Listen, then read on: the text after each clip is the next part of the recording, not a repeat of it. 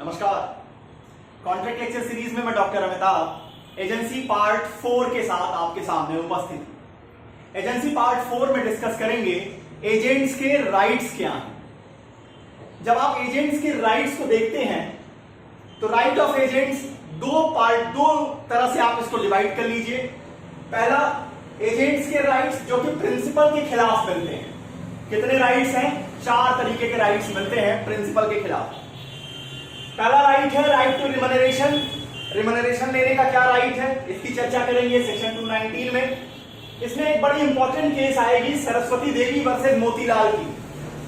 मोतीलाल जी ने अपना नाम उजागर किया था, कुछ कारनामा था इनका, उसकी भी डिस्कस करेंगे। दूसरा जो राइट है वो है राइट टू रिटेनर।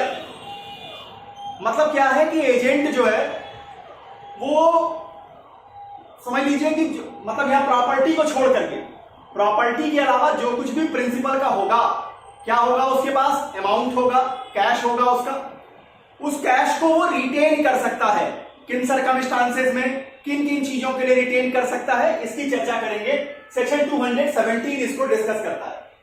तीसरा राइट है राइट ऑफ कंपनसेशन। मान लीजिए जो काम प्रिंसिपल को करना चाहिए था उसमें वो निग्लिजेंट है, या जितनी स्किल प्रिंसिपल की डिमांडेड थी वो वांट ऑफ स्किल वहां दिखाई देती है, तो ऐसे सर्कमस्टांसेस में एजेंट को भी राइट होगा कि वो कंपनसेशन मांगे। किससे? प्रिंसिपल से। इसकी चर्चा करेंगे 225 सेक्शन नंबर में। फिर आते हैं राइट ऑफ इंडेमनिटी। इंडेमनिटी में यहां 3 सेक्शन है, 222, 23 और 24।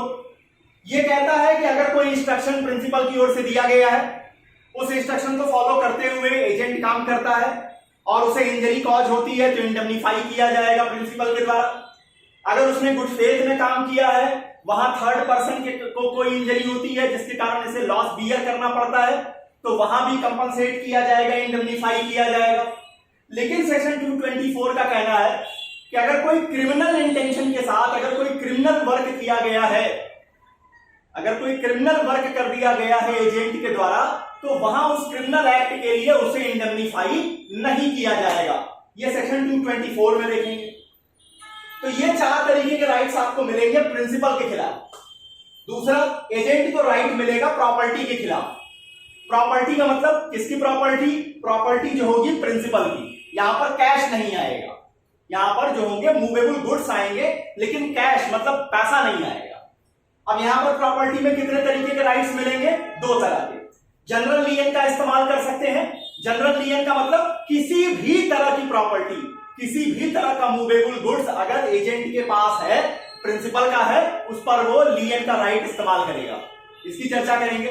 फिर आएगा पर्टिकुलर लियन। किसे कहेंगे? पर्टिकुलर लियन का मतलब जो मतलब मूवेबल गुड्स आपको दिया गया, जिस पर आपने कुछ काम किया है, या कह लीजिए जिसके ऊपर आपको कोई भुगतान मिलना है, आपने उस पर कुछ भी किया जिसके कारण आपको कुछ थोड़ा सा ड्यू बनता है, तो वहां केवल उस गुड्स पर जिस पर आपका ड्यू बनता है, केवल आप उन्हीं गुड्स को रोक सकेंगे। इसलिए यहां पर पर्टिकुलर लियन की बात की गई। पर्टिकुलर लियन में कुछ शर्तों को पूरा करना होगा। इन शर्तों को डिस्कस करेंगे पेस्टन जी, भीखा जी वर्सेस रवि जी जावेद चंद के केस में। यहां एक और केस आएगी गोपाल दास वर्सेस ठाकुर दास की। और फिर ये देखेंगे कि आखिर लियन समाप्त कब हो जाएगा, एक्सटेंशन ऑफ लियन कब होगा। शुरू करते हैं agency part 4, rights of an agent.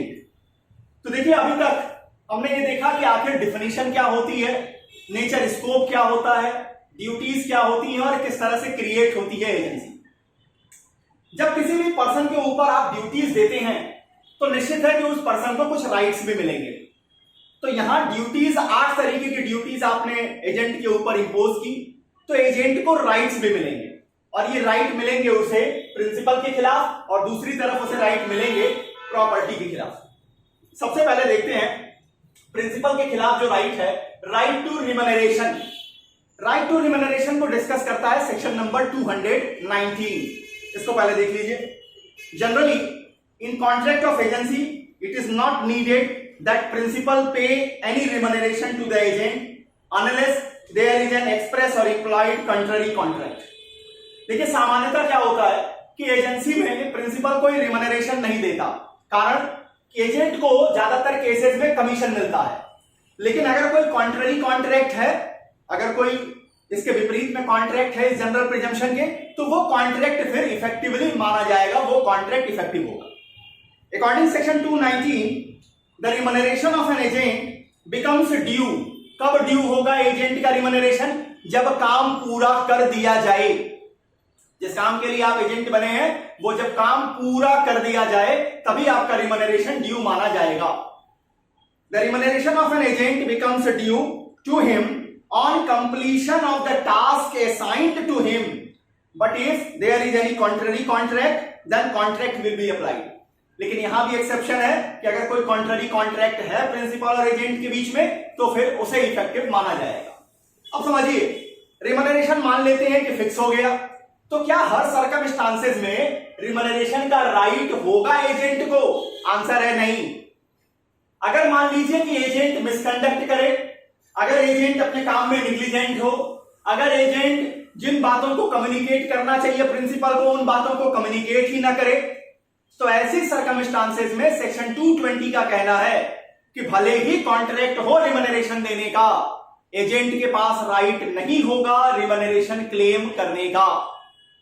देखिए, according section 220 whenever an agent misconduct himself or is not true to the principal, trustworthy नहीं है प्रिंसिपल के लिए, और act in the breach of his duties, then he ceases to be entitled to remuneration। अब उसे रिमनरेशन का right नहीं मिलेगा। तो सेक्शन 219 के साथ आप 220 को भी यहां देखेंगे। अब आ जाते हैं, केस आती है सरस्वती देवी वर्सेस मोतीलाल की। मुकदमे के फैक्ट अद्भुत हैं, याद करने में काफी आसानी है। मोतीलाल जी के पास एक प्रॉपर्टी थी और सरस्वती देवी जो है वो स्टेट एजेंट के रूप में काम करती थी। जिस तरह आजकल प्रॉपर्टी एजेंट होते हैं उसी तरह सरस्वती देवी प्रॉपर्टी एजेंट थी। मोतीलाल ने कहा कि मेरी एक बिल्डिंग है, इसे अगर आप बिकवा दीजिए तो मैं आपको कमीशन दूंगा। सरस्वती देवी क्या करती है, एक पार्टी खोज के ले आती है और 30,000 रुपया एडवांस भी उस पार्टी से मोतीलाल को मिल जाता है। बाद में मोतीलाल कहते हैं कि ना यार, मैंने अपनी प्रॉपर्टी नहीं बेचनी, ना मैंने प्रॉपर्टी बेचनी है और ना मैंने आपने पैसा देना है। मतलब सरस्वती देवी को जो कमीशन मिलना चाहिए वो भी देने से ये इनकार कर देते हैं।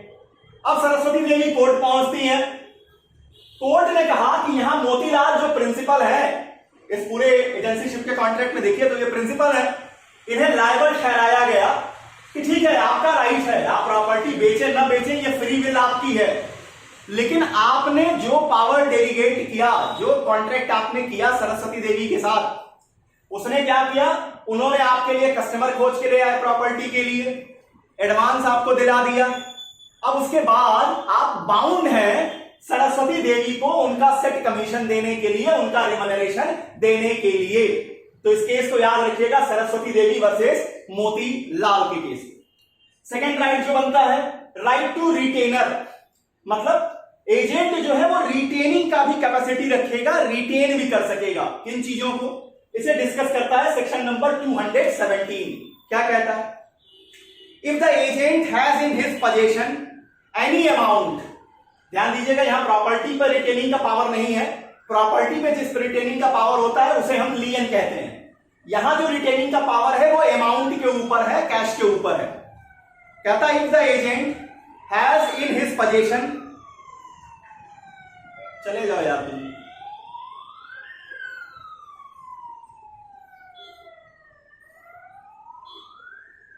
if the agent has in his possession any amount belonging to the principal, then before returning the money, वो पैसा वापस करे उसके पहले, he can retain out of it any sums due to him in respect of advances made or incurred during the course of agency।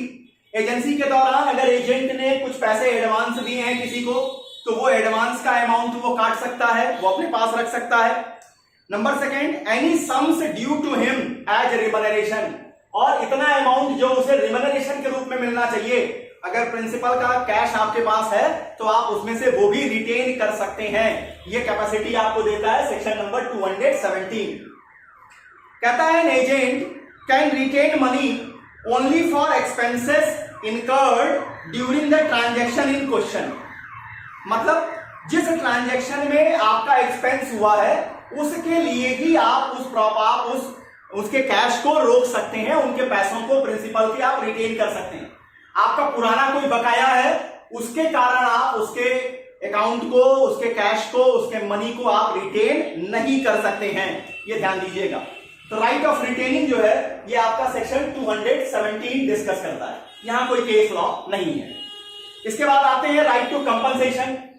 Right to compensation में हमने देखा कि प्रिंसिपल को कंपनसेशन मिलेगा जब ड्यू डिलीजेंस की तरह से काम नहीं करेगा एजेंट, या वांट ऑफ स्किल होगा एजेंट के साइड पर। तो ठीक इसका उल्टा कर दीजिए, 225 कहता है कि अगर निग्लिजेंस है प्रिंसिपल के साइड से, या प्रिंसिपल वांट ऑफ स्किल की बात है प्रिंसिपल की ओर से, और इसके कारण से, इस निग्लिजेंस के कारण या want of skill of principal के कारण एजेंट को नुकसान होता है, एजेंट को इंजरी कॉज हो जाती है, तो वहां पर उसे राइट ऑफ कंपनसेशन मिलेगा। और ये कंपनसेशन उसे कहां से मिलेगा? प्रिंसिपल से दिलाया जाएगा। क्या कहता है section 225? The principal is liable to compensate an agent in respect of any injury cause to him either because of principals negligence और वांट ऑफ स्किल। अब यहां एक एग्जांपल देख लीजिए। ए जो है वो बी को अपना घर व्हाइट वॉश करने के लिए अपने एजेंट के रूप में रखता है कि आप मेरा घर व्हाइट वॉश कीजिए। अब यहां पर ए जो है जिम्मेदारी ले लेता है कि आपको सीढ़ी मैं प्रोवाइड करूंगा, लैडर जो होगा वो मैं दूंगा। ए जो सीढ़ी देता है वो इतने कमजोर बांस की रहती है कि जब बी उसके ऊपर चढ़ता है तो ऊंचाई से नीचे गिरता है, उसका पैर फ्रैक्चर हो जाता है। तो यहां ए को लायबल ठहराया जाएगा बी को कंपनसेट करने के लिए। क्यों? क्योंकि जो लैडर की क्वालिटी थी, यहां पर जो ए के साइड से लैडर दिया जाना था जिस क्वालिटी का, उसमें वो निग्लिजेंट थे। तो अगर प्रिंसिपल के निग्लिजेंट या वांट ऑफ स्किल के कारण इंजरी कॉज होती है एजेंट को, तो एजेंट को कंपनसेशन का राइट होगा, प्रिंसिपल से उसे कंपनसेशन दिलाया जाएगा। अब आते हैं राइट टू इंडेमनिटी, जहां पर सेक्शन 222, 23 और 24 आएंगे।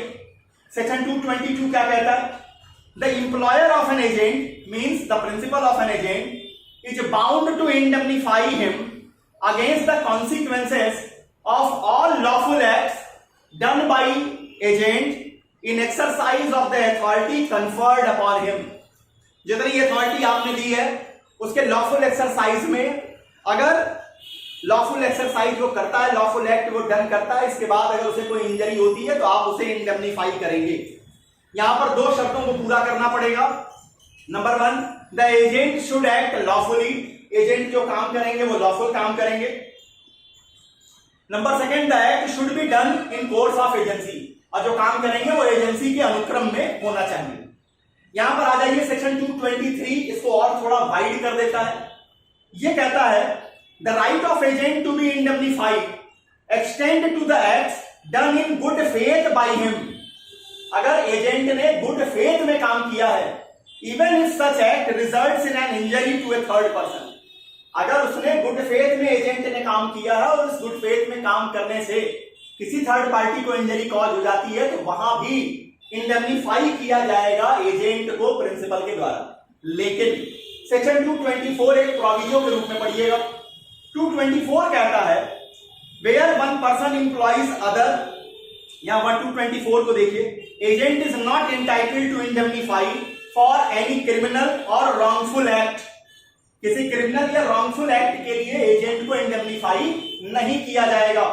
कहता है where one person employs other to do an act which is criminal, the employer is not liable to the agent either upon an express or an implied promise to indemnify him against the consequences of that act।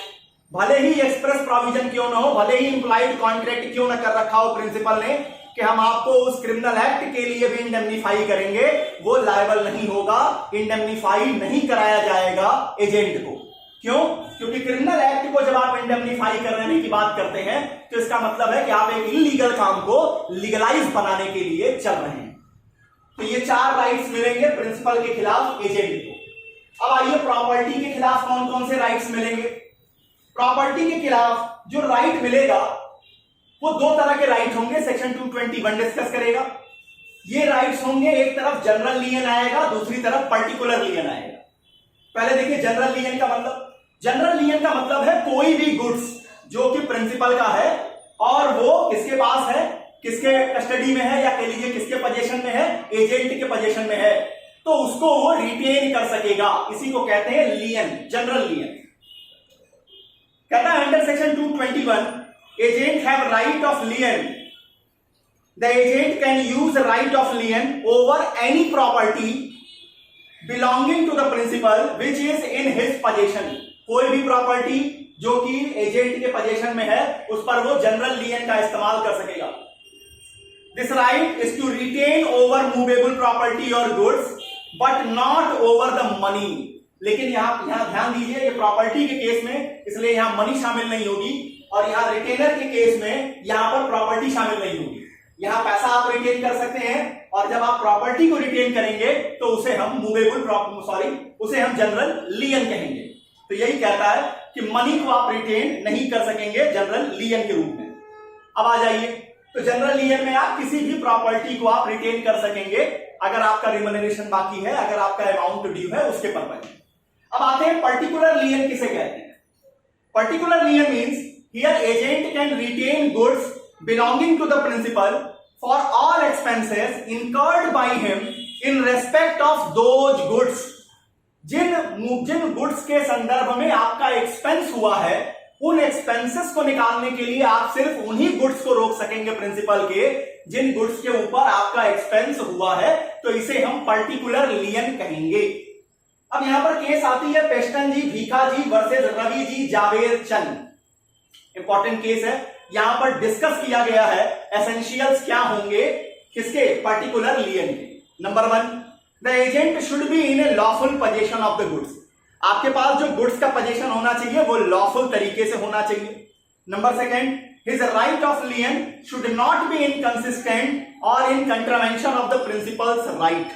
Principal के right के contravention में आपके पास position नहीं होना चाहिए। Number 3, agent must know that the property belongs to the principal not to the third person। Property किसकी होनी चाहिए, प्रॉपर्टी प्रिंसिपल की होनी चाहिए। थर्ड पार्टी की अगर होगी तो आप उसके खिलाफ पर्टिकुलर लियन का इस्तेमाल नहीं कर पाएंगे। Number 4, he holds the good expressly or impliedly on behalf of the principal and not for the an account of the third person। आपके पास ये प्रॉपर्टी किसकी ओर से आनी चाहिए, प्रिंसिपल की ओर से। आप उसे अपने कस्टडी में रखे हैं, अपने पोजीशन में रखे हैं। किसी थर्ड पार्टी के लिए अगर आपने अपने पोजीशन में रखा है तो उन गुड्स के ऊपर आप पर्टिकुलर लियन का इस्तेमाल नहीं कर सकेंगे। अगली केस आती है गोपाल दास वर्सेस ठाकुर दास की। In case of Gopal Das versus Thakur Das, यहां आते हैं जस्टिस खान।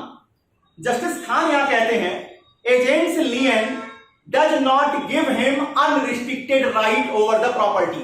मतलब क्या है इसका? अब जस्टिस खान गोपाल दास ठाकुर दास के केस में समझाते हैं कि देखिए आपका जो लियन का पावर है, मूवेबल जो गुड्स हैं, जो प्रॉपर्टी है मूवेबल, उसके ऊपर प्रिंसिपल के जो आप लियन के राइट का इस्तेमाल करते हैं, ये आपको अनरिस्ट्रिक्टेड राइट नहीं देता। आप सिर्फ उन प्रॉपर्टीज को अपने पोजीशन में रख सकते हैं, उन प्रॉपर्टीज को सेल करने का राइट आपको नहीं दिया गया है। कानून आपको इसके लिए जस्टिफाई नहीं करता कि आप प्रिंसिपल के मूवेबल गुड्स को सेल कर दीजिए कि आपका पैसा ड्यू है। आप सिर्फ लियन के अंतर्गत उन प्रॉपर्टीज के ऊपर, उन वस्तुओं के ऊपर जिनके ऊपर आपका एक्सपेंस ड्यू हुआ है, उनको आप रिटेन कर सकते हैं जब तक कि आपके ड्यूज क्लियर न कर दिए जाएं। लेकिन आप इसमें सेल के राइट का इस्तेमाल नहीं करेंगे। ये कहा गया गोपाल दास वर्सेस ठाकुर दास के केस में जस्टिस खान के द्वारा। अब आइए, लियन समाप्त कब हो जाएगा? लियन समाप्त हो जाएगा if the principal pays the debt of the agent.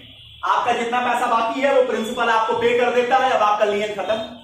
या जहां पर आप खुद ही अपने लियन के राइट को सरेंडर कर देते हैं, छोड़ देते हैं, आप गुड्स का पोजीशन छोड़ देते हैं प्रिंसिपल के लिए, तो फिर बाद में जब कभी वो गुड्स आपके पास आएंगी तो आप वहां पर पर्टिकुलर लियन का इस्तेमाल नहीं कर सकेंगे। इसे समझ के चलिएगा। जनरल लियन का मतलब किसी भी प्रॉपर्टी के ऊपर एजेंट लियन के राइट का इस्तेमाल कर सकेगा। अगर किसी भी गुड्स के ऊपर कोई भी गुड्स हो, एक्स गुड्स के लिए उसका एक्सपेंस हुआ है और वाई गुड्स उसके पोजीशन में आ गया है, तो वो जनरल लियन में वाई गुड्स को भी रिटेन कर सकेगा अपने एक्सपेंस को निकालने के लिए। पर्टिकुलर लियन कहता है एक्स गुड्स के लिए एक्सपेंस हुआ है, एक्स गुड्स के लिए ही एक्स गुड्स को ही आप अपने पोजीशन में रोक सकेंगे। शर्तें बताते हैं पेस्टन जी भीखा जी की केस, और आपके राइट को रिस्ट्रिक्ट कर देते हैं गोपाल दास के केस में, ठाकुर दास के केस में जस्टिस खान। जस्टिस खान कहते हैं रिस्ट्रिक्टेड राइट है, आपको सेल करने का राइट नहीं मिल जाएगा, अनरिस्ट्रिक्टेड तरीके से राइट ऑफ लियन का इंटरप्रिटेशन नहीं किया जा सकता। कब ये राइट ऑफ लियन खत्म हो जाएगा? जब प्रिंसिपल ड्यूज क्लियर कर दे, या जो है आप अपने राइट ऑफ लियन को खुद ही छोड़ देते हैं, आप दे देते हैं पोजीशन उठाकर उन गुड्स का जिस पर आपको अमाउंट ड्यू था, तो बाद में फिर कभी भी अगर वो गुड्स आपके पास आती भी है तो आप राइट ऑफ लियन का इस्तेमाल दोबारा नहीं कर सकते। इतनी बातें रही एजेंसी पार्ट 4 में एजेंट के राइट्स के रूप में। कॉन्ट्रैक्ट के अब लास्ट लेक्चर को लेकर के आपके सामने आऊंगा एजेंसी पार्ट 5 में, जहां पर आएंगे टर्मिनेशन ऑफ एजेंसी। एक चार्ट के माध्यम से आपको बताएंगे कि एजेंसी टर्मिनेट कब कब की जा सकती है। तो टर्मिनेशन ऑफ एजेंसी को लेकर आपके सामने आऊं, तब तक के लिए बहुत बहुत धन्यवाद, नमस्कार।